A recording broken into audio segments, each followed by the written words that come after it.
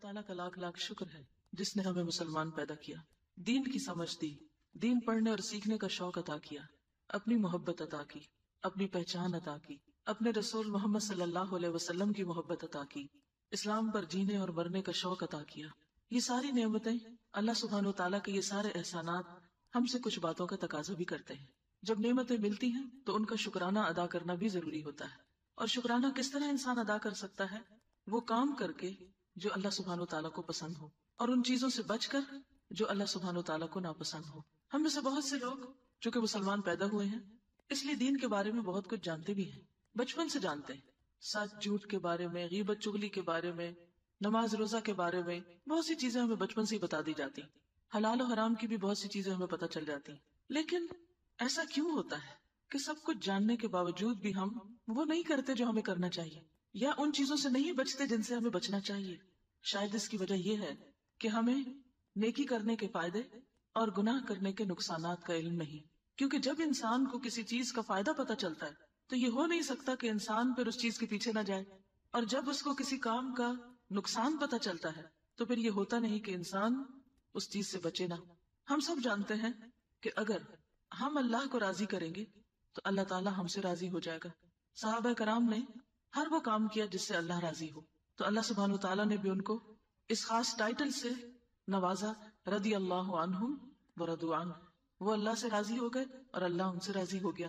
یہی ہماری زندگی کا مقصد ہونا چاہیے کہ ہم اللہ سبحانہ وتعالیٰ سے راضی ہوں، ہمارے جو بھی حالات ہوں، جیسے بھی دن گزرے، ہر حال میں ہم اللہ کا شکر ادا کرنے والے ہوں، کیونکہ انسان بہت تھوڑ دلا ہے، کمزور دل ہے۔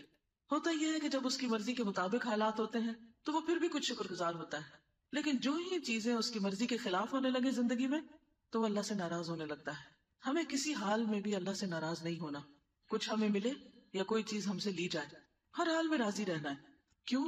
اس لیے جو کچھ اس نے ہمیں دیا ہے یہ اس کی عنایت ہے ہم پر، ہمارا حق کوئی نہیں تھا، ہم ڈیزرو نہیں کرتے تھے کہ ہمیں ضرور یہ سب کچھ ملے۔ وہ اگر ان میں سے کوئی بھی چیزیں جو ہمیں اس نے دے رکھی ہیں لینا چاہے تو اس کی چیزیں ہیں نا، وہ لے سکتا ہے۔ ہماری اولاد اللہ کی امانت ہے، ہمارے پاس جو جسمانی قوتیں اور صلاحیتیں ہیں یہ اللہ کی امانت ہے، مال اللہ کی امانت ہے۔ اسی لیے ہم دیکھتے ہیں کہ صحابہ کرام کا طریقہ کیا ہوتا تھا کہ جب انہیں کوئی غم پہنچتا، کوئی دکھ پہنچتا، کوئی تکلیف پہنچتی، کوئی چیز ان سے چلی جاتی تو وہ کیا کہتے؟ انا للہ و انا الیہ راجعون، بے شک ہم بھی اللہ کے ہیں اور اسی کی طرف لوٹ کے جانے والے ہیں۔ یعنی کوئی چیز چلی گئی تو کوئی بات نہیں، ہم نے بھی چلے جانا ہے۔ دیکھیے جن چیزوں کے پیچھے ہم روتے ہیں یا جن چیزوں کے جانے کا ہمیں افسوس ہوتا ہے تو حقیقت کیا ہے؟ ایک وقت ہوتا ہے کہ وہ چیز جاتی ہے اور کچھ عرصے کے بعد اس کا مالک بھی چلا جاتا ہے۔ آج زمین پر کتنی ہی چیزیں ایسی، کتنے ہی محلات، کتنے ہی مکانات، کتنی ہی جاگیریں، کیا کچھ ہے کہ جو کل کسی اور کے پاس تھا آج دوسروں کے پاس ہے، یا آج ہمارے پاس ہے اور کل یہ پھر کسی اور کے پاس چلا جائے گا۔ اس دنیا کی ہر چیز بے وفا ہے، کوئی بھی چیز انسان کے پاس ہمیشہ نہیں رہتی۔ ہاں ایک چیز جو کبھی ساتھ نہیں چھوڑتی وہ اللہ کی ذات ہے، اس لیے ہمیں بھی سب سے زیادہ اس کا وفادار ہونا چاہیے جو ہر حال میں ہمارے ساتھ ہے، جس کا ساتھ نہیں چھوٹ سکتا۔ ہم ان چیزوں کے تو بہت وفادار بنتے ہیں جو ہم سے بے وفائی کرتی ہیں، لیکن ہم اس کے وفادار کم بنتے ہیں جو ہمیں ہر حال میں اچھی طرح دیکھنا چاہتا ہے، اچھے حال میں دیکھنا چاہتا ہے، اور خصوصاً ہمارا انجام۔ اس لیے بے حد ضروری ہے کہ ہم اپنی اس چھوٹی سی زندگی میں، تھوڑی سی زندگی میں وہ کام کر لیں جو اللہ کو پسند ہے، کیونکہ ہم نے اس کے پاس جانا ہے۔ ہم سب کا اس بات پر ایمان ہے کہ ہم نے اس کے پاس جانا ہے، واپسی ادھر ہی ہے۔ اس لیے ان کاموں کی طرف توجہ کریں جو اس کو خوش کر دے، اور اسی طرح ان ساری چیزوں سے بچیں جو اسے ناراض کرتی ہے، کیونکہ ہمیں اس حال میں اس سے نہیں ملنا کہ وہ ہم سے ناراض ہو، کیونکہ یہ سب سے بڑا خسارہ ہوگا، سب سے بڑا نقصان ہوگا، سب سے بڑا گھاٹا۔ اور اس کے علاوہ یہ بات بھی ہم یاد رکھیں کہ اگر ہم اس کو راضی نہیں کرتے اور ایسے کام کرتے رہتے ہیں جنہیں ہم گناہ کہتے ہیں، جو اس کو ناراض کرنے والے کام ہیں، تو اس کا نقصان آخرت میں تو ہے ہی، دنیا میں بھی ہوتا ہے۔ گناہ ایک طرح سے زہر کی طرح ہے، جیسے زہر کھانے سے نقصان ہوتا ہے، اسی طرح گناہ کرنے سے روح کا نقصان ہوتا ہے۔ جیسے زہر جسم کو نقصان دیتا ہے تو روح کو نقصان دینے والے زہر کیا ہے؟ گناہ۔ جس درجے کا گناہ ہوگا اس درجے کا نقصان ہوگا، چھوٹا گناہ ہوگا چھوٹا نقصان ہوگا، بڑا گناہ ہوگا بڑا نقصان۔ ہوتا یہ ہے کہ چونکہ دنیا میں ہمیں گناہ کا نقصان فوری طور پر نظر نہیں آتا، پتہ نہیں چلتا، یا سمجھ نہیں آتا جب ہم کسی مصیبت میں ہوتے ہیں کہ یہ کسی گناہ کی وجہ سے ہوئی ہے، یہ مشکل، یہ پرابلم کسی گناہ کی وجہ سے آئی ہے، ہمیں احساس ہی نہیں ہوتا، لہٰذا ہم وہی گناہ بار بار کرتے چلے جاتے ہیں۔ یہ بالکل اسی طرح ہے کہ آپ دیکھیں کہ بعض لوگوں کو بعض غذائیں سوٹ نہیں کرتی، ان کو الرجی ہوتی ہے، سب کو معلوم ہے نا، کئی لوگوں کو دودھ کی الرجی ہوتی ہے، کئی لوگوں کو ڈیری پروڈکٹ ساری جو ہوتی ہیں ان کی الرجی ہوتی ہے، کسی کو کسی چیز کی، کسی کو کسی چیز کی۔ اب آپ دیکھیے کہ جب کسی کو کسی خاص چیز سے الرجی ہوتی ہے اور وہ اس چیز کو استعمال کرتا رہے تو اس کا حال کیا ہوتا ہے؟ وہ ہلاک ہونے کے قریب پہنچ جاتا ہے، اور بعض اوقات اگر وہ بھولے سے تھوڑا سا بھی کھا لے تو بیمار ہوئے بغیر رہ نہیں سکتا، لازماً بیمار ہوگا۔ اسی طرح گناہ جو ہے وہ انسان کو نقصان دیتے ہیں، اور بعض گناہ چھوٹے سے بھی ہو تو وہ انسان کو سخت نقصان پہنچانے والے ہیں۔ اس لیے بے حد ضروری ہے کہ ہم گناہوں سے بچنے کی فکر کریں۔ جیسے اگر کسی کو سانپ کاٹ لے تو کیا ہوتا ہے؟ زہر کا اثر ہوتا ہے نا، زہر اندر چلا جاتا ہے، پھر نتیجہ کیا ہوتا ہے؟ اسی طرح شہد کی مکھی اگر کاٹ لے تو بندہ مرتا نہیں ہے۔ کیا ہوتا ہے شہد کی مکھی کاٹے؟ سویلنگ ہو جاتی ہے، بڑا سخت درد ہوتا ہے، اور اگر زیادہ مکھیاں کاٹ لیں تو زیادہ درد ہوتا ہے۔ بعض اوقات آپ نے دیکھا ہوگا کہ آنکھ پہ یا منہ پہ کاٹ لے تو وہ شکل بگڑ جاتی ہے۔ بالکل اسی طرح امیجن کریں کہ جب ہم کوئی گناہ کرتے ہیں نا تو ہمارے اندر کی قلب کی روح کی شکل بگڑنے لگتی، باطن خراب ہونے لگتا ہے۔ پھر آپ دیکھیں بچھو کاٹ لے تو کوئی مرتا ہے؟ مرتا نہیں، لیکن اس کا زہر شہد کی مکھی سے زیادہ خطرناک ہوتا ہے، وہ زیادہ پینفل ہے۔ اسی طرح چھوٹا سانپ کاٹ لے تو کیا ہوتا ہے؟ زہر پھیلتا ہے، لیکن بعض اوقات انسان مرتا نہیں۔ ہاں اگر کسی کو اژدہا کاٹ لے پھر کیا ہوتا ہے؟ فوراً مر جاتا، بچ نہیں سکتا انسان۔ تو اسی طرح جو چھوٹے چھوٹے گناہ ہوتے ہیں وہ شہد کی مکھی یا بچھو کی طرح ہوتے ہیں یا چھوٹے سانپوں کی طرح ہوتے ہیں، اور جو بڑے گناہ ہوتے ہیں وہ بڑے سانپوں کی طرح ہوتے ہیں۔ اور یہ ایک حقیقت ہے کہ جیسے حدیث میں آتا ہے نا کہ قبر میں سانپ چھوڑ دیا جاتا ہے، تو یہ سانپ کیا ہوتا ہے دراصل؟ وہ قبر کا سانپ کیا چیز ہے؟ انسان کے گناہ۔ اسی طرح جہنم میں بھی سانپوں کا ذکر آتا ہے، تو وہ سانپ کیا ہے؟ انسان کے گناہ۔ انسان نے خود اپنے لیے وہ سزا اکٹھی کی۔ تو اس لیے بے حد ضروری ہے کہ انسان گناہوں سے بچے۔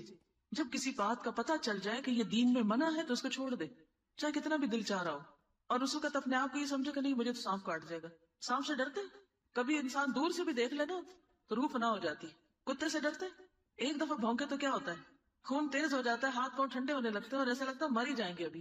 تو اسی طرح گناہ جو ہے یہ بھی ایسے ہی نقصان دہ ہے، اتنے ہی خطرناک ہے بلکہ اس سے زیادہ، کیونکہ دنیا میں تو انسان کو کیا ہوتا ہے، کوئی کتا کاٹ دے تو ٹیکے لگا دیتے ہیں یا اور اسی طرح کی دوائی شوائی دے کے کچھ درد کا علاج کر کے اسپتال داخل کر لیتے، انسان ٹھیک ہو جاتا ہے پھر سے۔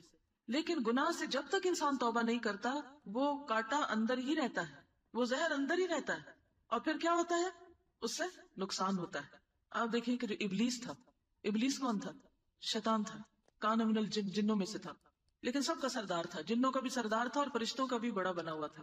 کیوں بڑا بنا تھا؟ کس چیز سے؟ عبادت سے، نیکی سے، تسبیح کرتا تھا، تکبیر اللہ کی بڑائی بیان کرتا تھا، ذکر کرتا، عبادت کرتا، اللہ کے آگے سجدے کرتا، سب کچھ کرتا تھا، بے حد نیک تھا، بڑا پائس۔ آپ سوچیں کہ جیسے کوئی بہت بڑے مولانا ہو، کوئی بہت بڑے بزرگ ہو، کوئی بہت بڑے نیک بندے ہو، لیکن جب اس نے اللہ کی ایک بات نہیں مانی اور اس بات پہ اڑ گیا تو پھر کیا ہوا؟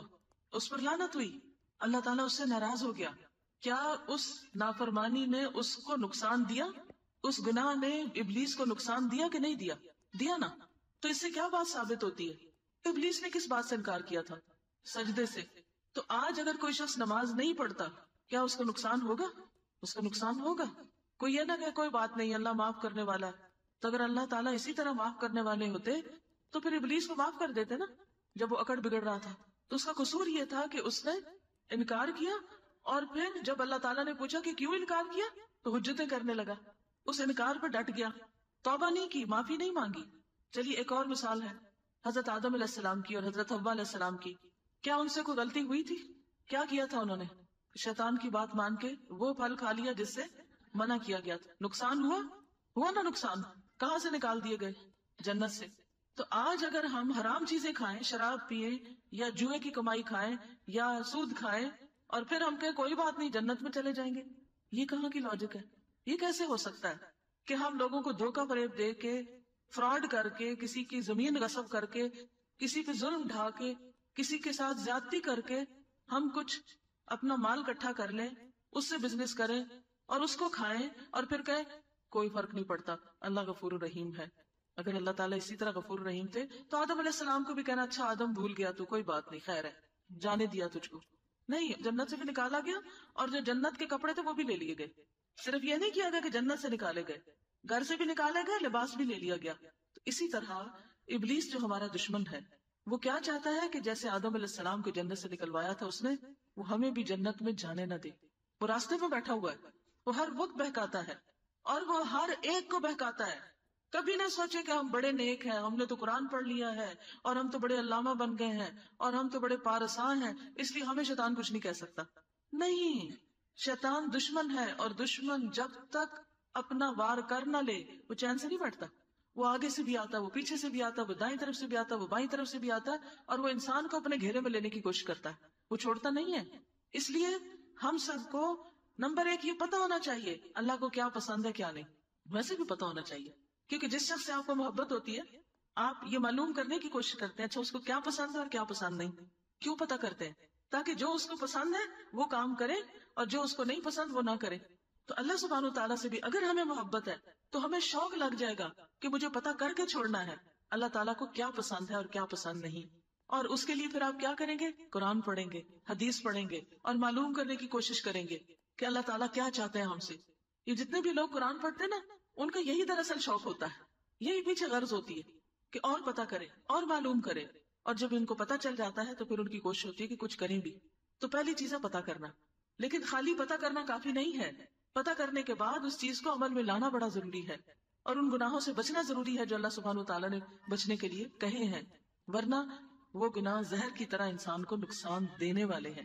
پھر اسی طرح آپ دیکھیں یونس علیہ السلام جب اللہ سبحانہ تعالیٰ کا حکم آنے سے پہلے اپنی قوم کو چھوڑ کے چلے گئے تھے تو کیا ہوا؟ کشتی میں بیٹھے، کشتی ڈوبنے لگی تو انہوں نے ان کو اٹھا کے باہر پھینک دیا، مچھلی کے پیٹ میں چلے گئے. وہاں جا کر انہوں نے کیا پڑھا؟ لا الہ الا انت سبحانک انی کنت من الظالمین. نہیں کوئی الہ مگر تو پاک ہے، میں ظالموں میں سے، میری غلطی ہے، میری غلطی ہے. یہ کون کہہ رہے ہیں؟ اللہ کے پیغمبر کہہ رہے ہیں. آدم علیہ السلام پیغمبر ہیں، پہلے انسان ہیں، وہ کہتے ہیں ربنا ظلمنا انفسنا وان لم تغفر لنا وترحمنا لنکونن من الخاسرین. کہ اللہ ہم نے اپنی جانوں پہ ظلم کیا، اگر تو نے ہم کو معاف نہ کیا اور ہم پہ رحم نہ کیا تو ہم ضرور نقصان اٹھا جائیں گے. اس لیے بے حد ضروری ہے کہ انسان اپنی غلطیوں کو دیکھتا رہے، اپنی کوتاہیوں پہ نظر رکھے اور پہلی بات کرے نہ. لیکن یہ ہو نہیں سکتا کہ غلطی نہ ہو کیونکہ ہم انسان ہیں، غلطیاں ہوگی. جب غلطی ہو جائے تو کیا کریں؟ معافی مانگ لیں، توبہ کر لیں، واپس پلٹ آئیں. ضد نہیں، اصرار نہیں، تعویلیں نہیں، حجتیں نہیں، بہانے نہیں. اللہ کو وہ لوگ پسند ہیں جو اپنی غلطی مان جاتے ہیں. اور اللہ سبحانہ تعالیٰ نے حضرت یونس علیہ السلام کے لیے کہا اگر وہ تسبیح نہ کرتے تو وہ مچھلی کے پیٹ میں رہتے، قیامت کے دن تک اس سے نہ نکالے جاتے. تو اس سے یہ بھی پتہ چلتا ہے کہ گناہ کی وجہ سے جب انسان کسی مصیبت میں پڑتا ہے تو جب تک توبہ نہ کرے اس سے باہر نہیں نکلتا. اور ایسا نہ ہو کہ توبہ کیے بغیر مر جائے اور مرنے کے بعد کیا ہوگا؟ قیامت تک پھر اسی مصیبت میں پڑا رہے گا انسان. خودکشی کیوں حرام ہے؟ اسی وجہ سے نا کہ اس کے بعد توبہ کا موقع نہیں ہوتا، پھر انسان اسی حال میں اللہ کے پاس جا پہنچتا ہے. پھر اسی طرح جتنی بھی قومیں ہیں، قوم عاد ہے، سمود ہے، قوم لوط ہے اور قومیں ہیں، ان سب کے اوپر اللہ کے عذاب آئے. کیوں آئے؟ فعصوا رسول ربهم فاخذهم اخذۃ الرابیہ. انہوں نے اپنے رب کے رسولوں کی نافرمانی کی تو ان کو بڑھتی چڑھتی پکڑنے آ پکڑا، ان کی پکڑ ہو گئی. پھر اسی طرح آپ دیکھیں بنی اسرائیل جو تھے وہ بھی اللہ کی چنی ہوئی قوم تھے. اللہ سبحانہ تعالیٰ قرآن پاک میں فرماتے ہیں انی فضلتکم علی العالمین، میں نے تمہیں سارے جہان میں فضیلت دی، تمہیں چن لیا. لیکن جب چنے ہوئے لوگ، چنی ہوئی قوم جب اس نے اللہ کی نافرمانی کی تو کیا ہوا؟ اللہ نے ایسی قومیں ان پر مسلط کی جنہوں نے ان کو انتہائی ذلیل و خوار کیا. تاریخ اگر ہم پڑھیں تو پتہ چلتا ہے کہ کچھ ایسے بادشاہ گزرے ہیں جیسے ٹیٹس ہے، بخت نصر ہے، انہوں نے ان پہ چڑھائی کر دی، ہلاکو خان کی شکل میں ان کے اوپر عذاب بھیجا. اور پھر کس طرح مسلمانوں کے خلیفہ کو مارا گیا، بوری میں بند کر کے ڈنڈوں سے مار مار کے اس کو مارا گیا. کہاں وہ اتنی عزت و شان و شوکت اور کہاں یہ عالم. یہ کیوں ہوا؟ اللہ کے احکامات سے دوری کی وجہ سے ہوا، آپس کی لڑائی اور فتنے اور فرقے کی وجہ سے ہوا.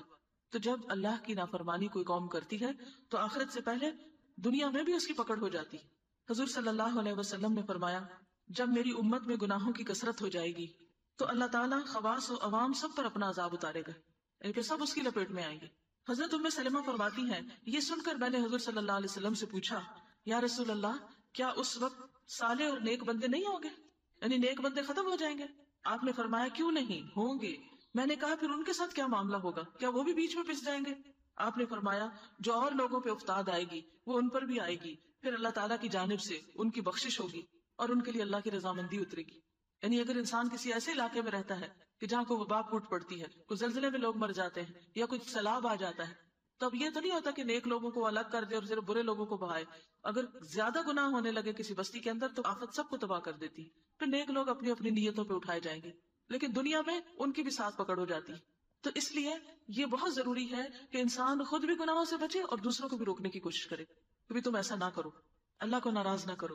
انسان اپنے گھر سے شروع کرے، اپنے رشتہ داروں سے شروع کرے، اپنے محلے شہر والوں سے شروع کرے، اور جہاں جہاں تک انسان کا بس چلے انسان دوسرے انسانوں کو بھی نیکی کی طرف بلائے اور برائی سے روکے۔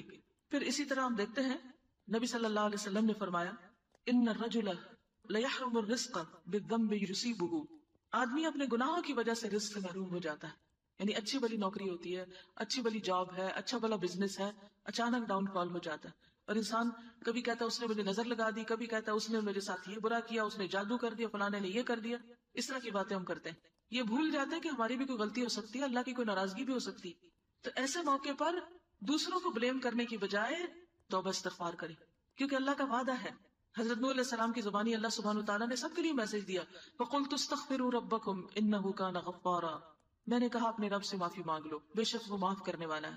یرسل السماء علیکم مدرارا، وہ تم پر آسمان سے خوب بارشیں برسائے گا، ویمددکم باموال وبنین، اور تمہیں مال اور بیٹوں سے نوازے گا، ویجعل لکم جنات، اور تمہارے لیے باغات تیار کرے گا، ویجعل لکم انہارا، اور تمہارے لیے نہریں جاری کر دے گا۔ یہ استغفار کے فائدے ہیں۔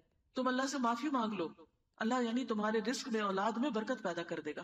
لیکن ہم میں سے کتنے لوگ ہیں جو واقعی سچے دل سے اپنے گناہوں کو یاد کر کے روئیں اور اللہ سے معافی مانگے اور اللہ سے توبہ کرے تاکہ ان کی مشکلات آسان ہوں۔ پھر آپ دیکھیے کہ نبی صلی اللہ علیہ وسلم نے فرمایا ڈر ہے کہ دنیا کی قومیں تم پر ہر طرف سے اس طرح ٹوٹ پڑیں گی جس طرح بھوکے کھانے کے پیالے پہ ٹوٹ پڑتے ہیں، اس طرح مسلمانوں کے اوپر ساری اقوام ٹوٹ پڑیں گی، ہر طرف سے لوگ ان کے اوپر حملہ کریں گے۔ صحابہ نے عرض کیا یا رسول اللہ صلی اللہ علیہ وسلم، کیا اس وقت ہماری تعداد کم ہوگی؟ یعنی ہم تھوڑے رہ جائیں گے کہ سارے ہمیں دبانے آ جائیں گے؟ آپ نے فرمایا اس وقت تمہاری کثرت ہوگی، تعداد بہت زیادہ ہوگی، لیکن تمہاری حالت اس وقت سیلاب کی خس و خاشاک کی طرح ہوگی۔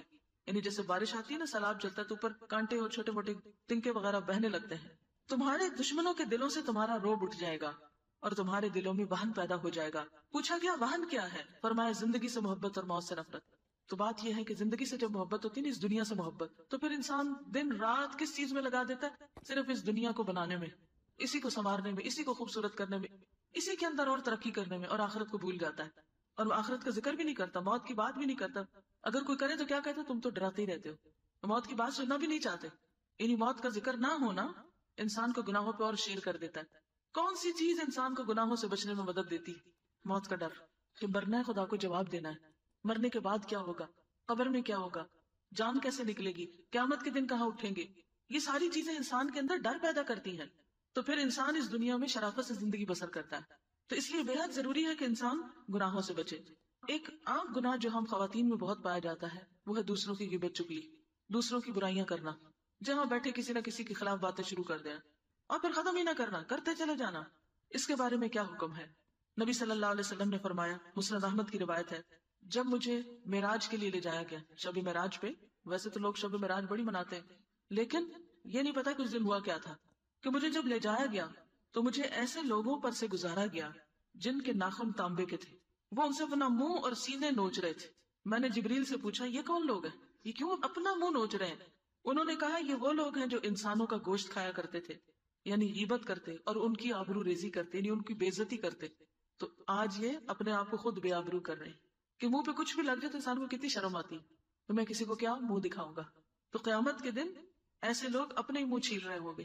لیکن ہم میں سے کتنے لوگ ہیں جو ڈر کے اس بیماری سے باز آ جائیں اور یہ نہ کریں۔ بعض اوقات کوئی ایسی ضرورت نہیں ہوتی، صرف کچھ عادت ہوتی ہے، منفی ذہن ہوتا ہے، ہر ایک میں برائی نظر آتی ہے۔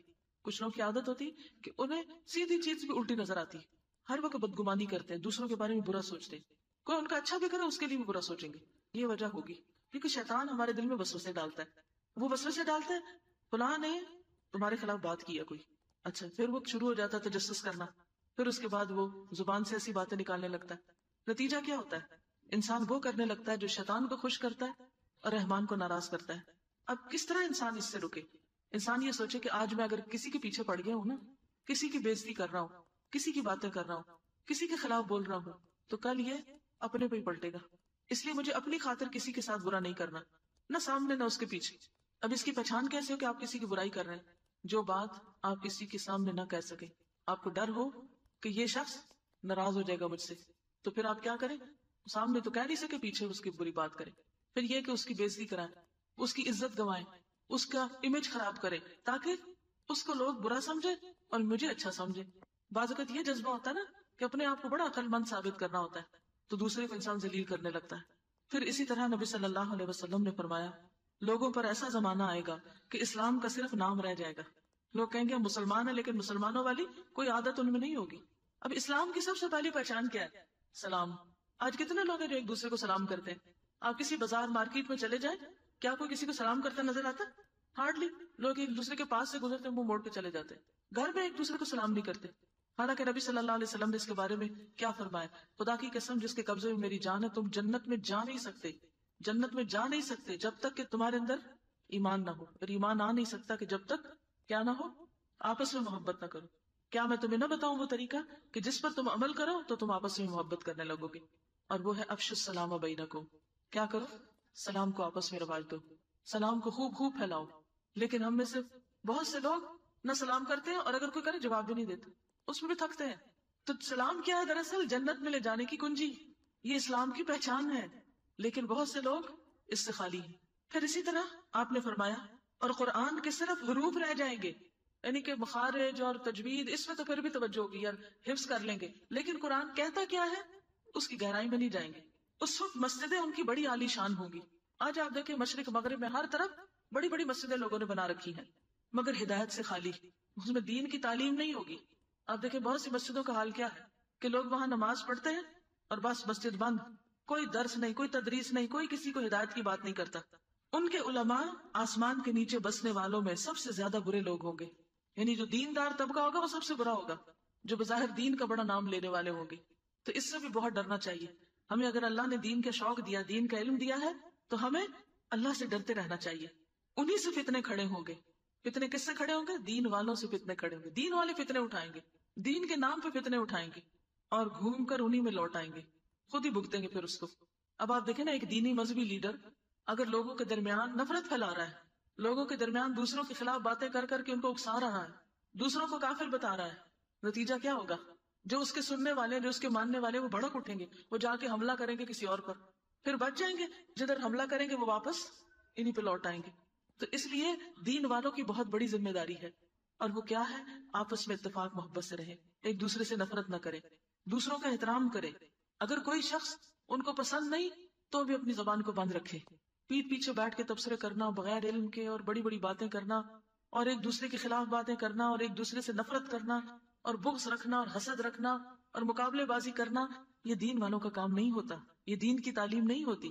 دین والے آپس میں ایک دوسرے سے محبت کرتے ہیں، ایک دوسرے کا احترام کرتے ہیں، اور یہی ہمارا اخلاق ہونا چاہیے. پھر آپ نے فرمایا جو لوگ علم کا مظاہرہ کرنے لگے اور عمل کو چھوڑ بیٹھے، اور زبان سے تو محبت کا اظہار کریں اور دلوں میں بغض اور کینہ رکھیں، اور رشتہ داریاں توڑ دیں، تو اللہ تعالیٰ ان پر لعنت بھیجتا ہے اور انہیں بہرا اور اندھا بنا دیتا ہے. پھر انہیں اپنی غلطیوں کا خود بھی پتہ نہیں چلتا. اور آخر میں حضرت عبداللہ بن عمر سے مروی ہے کہ رسول اللہ صلی اللہ علیہ وسلم کی خدمت میں 10 آدمیوں کی ایک جماعت بیٹھی ہوئی تھی، 10 لوگ بیٹھے ہوئے تھے، اور میں بھی انہی میں سے ایک تھا. آپ نے ہمیں مخاطب کرتے ہوئے فرمایا اے گروہ مہاجرین، 5 چیزوں میں سے میں تمہارے حق میں بارگاہ الہی سے پناہ مانگتا ہوں کہ یہ 5 چیزیں تمہارے اندر نہ آئیں. نمبر 1، جس قوم میں بدکاری پھیل جائے، زنا پھیل جائے، اور علانیہ بدکاری ہونے لگے، یعنی لوگوں کے اندر سے شرم و حیا ہی ختم ہو جائے، تو اللہ تعالیٰ ان میں طاعون اور دوسری قسم کی بیماریاں بھیج دیتا ہے جو ان لوگوں میں پہلے نہیں تھی. نئی نئی بیماریاں ان میں پھیل جاتی. کیا ہمارے ملک میں، ہمارے مسلمانوں کے اندر ایسی بیماریاں ہیں؟ خاص طور پہ کون سی بیماری جو پہلے لوگوں میں نہیں ہوتی تھی اور آج بہت ہو گئی؟ اب اس کا یہ مطلب نہیں کہ تعاون میں کوئی فوت ہو جائے تو وہ کوئی برا آدمی نہیں، یا کسی کو کینسر ہو جائے تو ضرور وہی برا آدمی ہے، نہیں، یہ نہیں مطلب اس کا. مطلب یہ کہ وہ بیماریاں عام ہو جاتی ہیں جو پہلوں میں نہیں تھی، نئی نئی بیماریاں نکل آتی ہیں. یہ کب ہوتا ہے؟ جب کسی قوم کے اندر زنا پھیلتا ہے، بدکاری ہوتی، بے حیائی ہوتی. نمبر 2، جو لوگ ناپ تول میں خیانت کرتے ہیں، ناپنا کیا؟ جیسے کپڑا ناپنا، اب گز ناپ رہے، ایک گرا چھوٹی ڈال دی. پانی ہے تو تھوڑا تھوڑا بھی آپ دیکھیں ہر بوتل میں سے کم کر دیا. کسی بھی چیز کے ناپ میں کمی کر دی. اسی طرح تول میں بھی، یعنی ترازو اس طرح تولتے ہیں کہ اس میں ڈنڈی مارنا جس کو کہتے ہیں. اللہ تعالیٰ ان میں قحط سالی اور تنگی معاش کی مصیبت بھیج دیتا ہے اور ظالم بادشاہ ان پہ مسلط کر دیتا ہے. بارشیں نہیں ہوتی، فصلیں سوکھنے لگتی، رزق کی کمی ہو جاتی. یہ کب ہوتا ہے؟ جب لوگ ناپ تول میں کمی کرتے ہیں. اور آپ دیکھیں کہ ہمارا کیا حال ہے. کبھی یہ ملک جہاں اتنا کماد ہوتا تھا وہاں چینی نہیں ملتی. حیرت ہوتی ہے نا. گڑ جسے لوگ پوچھتے نہیں تھے آج وہ چینی سے بھی زیادہ مہنگا ہو گیا. میں رستے میں دیکھ رہی تھی کہ مٹی مٹی ہر جگہ، مٹی مٹی، بارشیں ہی کوئی نہیں. کتنی بیماریاں اس سے پھر پھیلتی. لیکن یہ مصیبت کیوں آتی؟ جب لوگ ناپ تول میں کمی کرتے ہیں. تیسری چیز، جو لوگ مال کی زکات دینا بند کر دیتے ہیں اللہ تعالیٰ آسمان سے بارش روک دیتا ہے. اگر چوپائے نہ ہوتے تو ان کے لیے پانی کبھی نہ برستا، یعنی جانور نہ ہوتے تو پانی نہ اترتا. آج آپ دیکھیں کہ جو مالدار ہیں وہ زکات نہیں دیتے، جو غریب ہیں وہ غریب تر ہوتے چلے جاتے ہیں. زکات کو بھی لوگ طرح طرح کے ہیلے بہانوں سے روک لیتے ہیں. کبھی کہتے ہیں ہم نے اپنے بچوں میں بانٹ دیا، اب زکات کی ضرورت نہیں. کبھی کہتے ہیں زیور پر تو نہیں زکات ہوتی، کبھی کسی طرح کبھی کسی طرح. کئی لوگ جب حکومت زکات کاٹتی تو ایک دن پہلے پیسے نکال لیتے ہیں بینک سے، پھر جب کٹ جاتی پھر ڈال دیتے ہیں اور خود بھی نہیں نکالتے، حکومت کو بھی نہیں لینے دیتے. پھر اسی طرح چوتھی چیز، جو لوگ عہد توڑ دیتے ہیں اللہ تعالیٰ ان پہ باہر کا دشمن مسلط کرتا ہے جو ان کی مملوکہ چیزوں میں سے باز چھین لیتا ہے. نمبر 5، ان کے ائمہ یعنی امام اللہ تعالیٰ کے دین اور اس کی کتاب پر عمل کرنا چھوڑ دیتے ہیں تو اللہ تعالیٰ ان کو آپس میں لڑا مارتا ہے. یعنی جب علماء قرآن نہ پڑھیں، نہ پڑھائیں، نہ اس پر عمل کریں تو پھر کیا ہوتا ہے؟ پھر قواریت ہوتی ہے، کیونکہ ہر کوئی اپنے امام کی بات کر رہا ہے اور دین کے نئے نئے رستے نکال لیے تو ان کے اندر سے اتحاد ختم ہو گیا. اب کیا لوگ آپس میں لڑنے لگتے، کیونکہ جو شخص قرآن پر عمل کرتا ہو تو وہ لازماً اللہ سے ڈرتا ہوگا، اور جو اللہ سے ڈرے وہ کسی کے خلاف ناروا بات نہیں نکال سکتا. اور جب کوئی کسی کے خلاف بولے گا نہیں تو لڑائی کہاں سے ہوگی؟ لڑائی کہاں سے شروع ہوتی ہے؟ جب ایک دوسرے پہ ناحق الزام لگائے جاتے ہیں، ناانصافی کی جاتی ہے، زیادتی کی جاتی ہے، تو اس طریقے سے لوگوں کے اندر پھر باہمی لڑائیاں شروع ہو جاتی. اب آپ دیکھیں آج ہم کس کس قسم کے فتنوں کا شکار ہیں اور یہ سب خرابیاں ہمارے اندر پائی جاتی. یہ کس کا نقصان ہے؟ گناہوں کا نقصان ہے. یہ گناہ جب کرتی ہے کوئی قوم تو اس کے اندر یہ مصیبت آتی ہے. تو اس کا حل کیا ہے؟ اس کا حل ہے کہ ہم اجتماعی طور پر توبہ کریں اور ان گناہوں سے بچیں اور ان گناہوں کو چھوڑیں، کیونکہ یہ گناہ دنیا اور آخرت دونوں کو برباد کرنے والے. بلکہ امام ابن القیم تو یہ کہتے ہیں دنیا اور آخرت کی کوئی مصیبت، کوئی خرابی، کوئی تباہی اور بربادی اور بیماری ایسی نہیں جس کی اصل وجہ اور اصل سبب گناہ نہ ہو. یعنی جب گناہ ہوتے ہیں تو دنیا کی مصیبتیں بھی آتی ہیں اور آخرت کی مصیبتیں بھی آتی ہیں. تو اس لیے ہم میں سے ہر شخص کو سچے دل سے رو کر اللہ سے توبہ کرنے کی ضرورت ہے تاکہ ہم دنیا کی مشکلات سے بھی باہر نکلیں اور آخرت کی مشکلات سے بھی بچ سکیں. اور پھر صرف خود نہیں بلکہ دوسروں کو بھی برائیوں سے روکنا ضروری ہے، کیونکہ جو قوم برائیاں ہوتے دیکھے اور ٹس سے مس نہ ہو اور دوسروں کو منع نہ کرے، کوئی کسی پہ ظلم زیادتی کر رہا ہو اور اس کا ہاتھ نہ پکڑے تو ایک دن وہ برائی اس کے اوپر بھی آ جاتی. اور جو کسی کے لیے گڑھا کھودتا ہے خود اس میں گرتا ہے. جو چیز یاد رکھنے کی ہے وہ یہ کہ آج ہم یہاں سے عہد لے کر اٹھے کہ جس کسی برائی کو ہم برا سمجھتے ہیں اس کو اپنی زندگی سے نکالنا ہے. یوتھ کے لیے خاص طور پر، ینگ گرلز کے لیے خاص طور پر میں یہ کہوں گی کہ آپ اپنی عزت و عصمت کی حفاظت کریں، کیونکہ بہت فتنے پھیل گئے. آپ دیکھیں کہ بچے کے پاس موبائل ہے. آج موبائل کا کیا استعمال ہو رہا ہے سب کو پتا ہے نا. مجھے یہ بتائیں کہ کسی نوجوان لڑکی کے لیے کیا یہ جائز ہے کہ کسی لڑکے سے فون پہ باتیں کرے؟ منع ہے نا، حرام ہے نا، گناہ ہے نا. پھر یہ گناہ کریں گے تو کیا اس کا کوئی نقصان نہیں ہوگا؟ اس کا نقصان ہوگا. آج آپ دیکھیں کتنی طلاقیں ہو رہی ہیں، کتنے گھروں میں بے چینی، کتنے گھروں میں بربادیاں. بیوی ہے تو وہ شوہر کے ساتھ وفادار نہیں، شوہر ہے تو بیوی کے ساتھ وفادار نہیں. بچوں کا کیا بنے گا؟ نسلوں کا کیا بنے گا؟ کس قدر فتنہ فساد پھیلتا جا رہا ہے. ٹیلی فون سروسز کی طرف سے نئی نئی آفرز آتی ہیں، لڑکوں سے باتیں کریں، یہ سروس فری ہے، یہ ٹائم فری ہے، طرح طرح کے سستے موبائل ہیں، اور قوم ہے کہ اس کے اندر جکڑی چلی جا رہی ہے. پھر آپ دیکھیں بعض کہیں نہیں ہم تو کوئی اچھی بات ہی کرتے ہیں، ہم تو کوئی بری بات نہیں کرتے. دیکھیں شیطان اسی طرح پھسلاتا ہے، اچھی باتوں سے ہی چلتا ہے انسان اور پھر جا گڑے میں گرتا پھسل کے. پھر آپ دیکھیں کسی مرد کو ٹیکسٹ میسج کرنا کیا یہ جائز ہے یا ناجائز ہے؟ یہ ثواب ہے کہ گناہ ہے؟ گناہ ہے، سب کو پتا یہ گناہ ہے. لیکن کتنے لوگ ہیں جو یہ گناہ دن رات کرتے ہیں اور دن میں کئی بار کرتے ہیں اور اس سے انجوائے کرتے ہیں اور اس سے خوش ہوتے ہیں، اسی گن چکر میں لگے رہتے ہیں، وہی دماغ میں چیزیں گھومتی رہتی ہیں. کیا ان کو چھوڑنا چاہیے یا نہیں ان چیزوں کو؟ لیکن کیا یہ اتنا آسان ہے؟ آسان نہیں. ہاں اس وقت آسان ہو جاتا ہے جب انسان اللہ سے مدد مانگتا ہے. کہ یا اللہ یہ گناہ ہے، یہ برائی ہے، میں چھوڑنا چاہتی ہوں، تو مجھے توفیق دے، تو مجھ سے چھڑا لے۔ دیکھیں جب شوہر کو بیوی پر اعتماد نہیں ہوتا نا تو اس کی قدر، اس کی محبت دل میں نہیں رہتی۔ اور اگر عورت کے پاس سب کچھ بھی ہو، زیور سے بھی لدی ہوئی ہو، کپڑے بھی اچھے پہنے میں ہو، لیکن شوہر کی کوئی توجہ نہ اس کی طرف، کیا اسے کوئی خوشی ہو سکتی؟ کوئی خوشی نہیں زندگی میں ہو سکتی۔ تو یہ اپنے شوہر کے حق میں بھی خیانت ہو جاتی ہے۔ اس سے بچنا ہے، اپنی نظروں کی حفاظت کرنی، اپنی زبان کی حفاظت کرنی، اپنے کانوں کی حفاظت کرنی۔ کیا موبائل کے ذریعے یا ٹیلی ویژن کے ذریعے یا کیسٹ کے ذریعے یا سیڈیز کے ذریعے گانے سننا جائز ہے کہ ناجائز؟ ہوش گانے، بے حیائی والے گانے، عشق و محبت کے گانے جائز ہے؟ نہیں، کیونکہ یہ شیطان انسان کے لیے خوشنما بنا دیتا ہے، ان چیزوں کو خوبصورت بنا دیتا ہے۔ یہ گناہ کے کام ہے، ان سے بچنا ہے۔ پھر اسی طرح سود کا لین دین، یہ بھی حرام ہے۔ جب یہ سود عام ہو جاتا ہے تو اس کا بھی وبال آتا ہے انسانوں کے اوپر۔ اللہ اور اس کے رسول سے کھلی جنگ ہے، تو جس حد تک انسان ہو سکے اپنے آپ کو اس سے نکالے۔ جی آپ کچھ کہنا چاہتے ہیں؟ یعنی کھانے میں ایسی چیزیں ہوتی ہیں بعض اوقات کہ جن کے اندر حلال نہیں حرام انگریڈینٹ ہوتے ہیں اور پتہ ہی نہیں ہوتا، اور ہمارے بچے اس کے عادی ہوتے جاتے ہیں، اور پھر جب وہ کھانے لگتے ہیں تو پھر ان کے اندر بے حسی آنے لگتی ہے، پھر وہ ہماری بات نہیں مانتے۔ آپ دیکھیے کہ یہ کھانے میں جو احتیاط نہ کرنا نا، یہ وہ پہلا امتحان ہے جس میں آدم علیہ السلام مبتلا ہوئے تھے۔ پوری جنت کو چھڑا کے تو ابلیس نے اس چیز کا شوق دلایا کہ جو منع تھی۔ آج بھی آپ دیکھیں اتنا اچھا ہمارا ملک ہے، اتنی طرح طرح کی نعمتیں ہیں یہاں پر، اتنے زبردست فروٹس ہیں اور حلال چیزیں ہیں، ان کو چھوڑ کے ہم آرٹیفیشل کے پیچھے چل پڑے، تو ان چیزوں کا کس قدر نقصان ہے۔